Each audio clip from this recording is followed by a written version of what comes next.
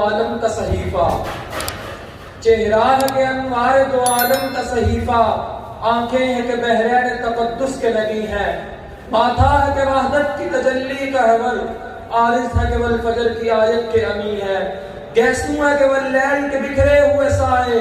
ابرو ہے کہ قوسین شب قدر کھلے ہیں، گردن ہے کہ برفرق زمین اور سریا، لب صورت یاقوت شعاؤں میں دھلے ہیں، قد ہے کہ نبوت کے قد و خال کا معیار، بازو ہے کہ توحید کی عظمت کے علم ہے، سینہ ہے کہ رمز دل ہستی کا خزینہ،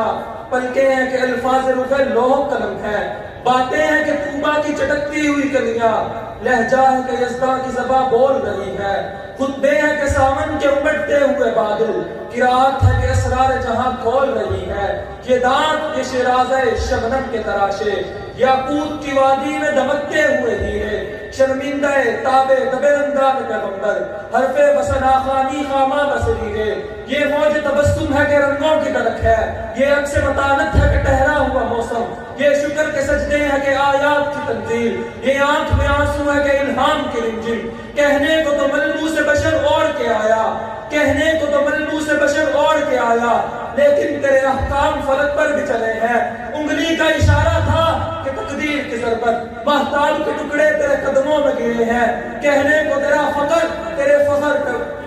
کہنے کو تیرا فخر تیرے فخر کا باعث، لیکن تو سخاوت کے سمندر کا کنارہ، کہنے کو تیرے سر پہ ہے دستار یتیمی، لیکن تو زمانے کے یتیموں کا سہارا۔